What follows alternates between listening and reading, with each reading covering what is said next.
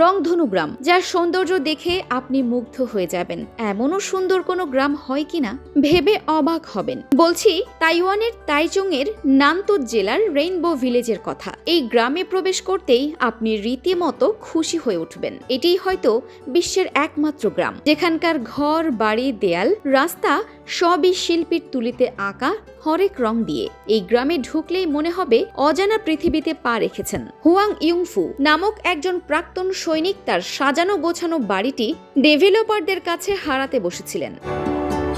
ওই গ্রামের প্রায় সবাই ডেভেলপারদের কাছে নিজেদের ঘরগুলো বিক্রি করে সেখান থেকে চলে যান।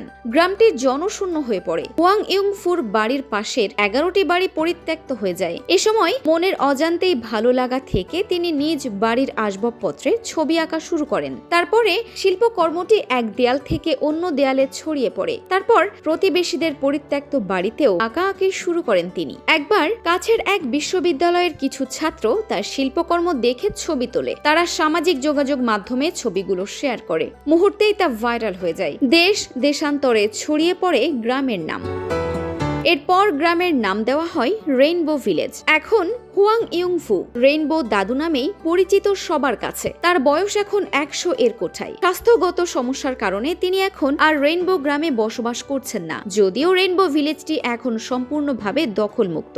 বর্তমানে এই গ্রাম তাইওয়ানের একটি জনপ্রিয় পর্যটন স্পট। বিশ্বের বিভিন্ন দেশ থেকে পর্যটকরা গ্রামটির দর্শনে যান সেখানে। এছাড়া তাইওয়ানবাসীরাও সুযোগ পেলেই ঢু মারেন গ্রামটিতে। এই গ্রামের শিল্পকর্মগুলোর বেশিরভাগই পারিবারিক প্রেম, বন্ধুত্ব, সুখ ও প্রকৃতির দৃশ্য চিত্রিত করে। এসব দেখে পর্যটকরাও বেশ বিমোহিত হন। রেইনবো ভিলেজ প্রতিদিন সকাল 8টা থেকে সন্ধ্যা 6টা পর্যন্ত খোলা থাকে।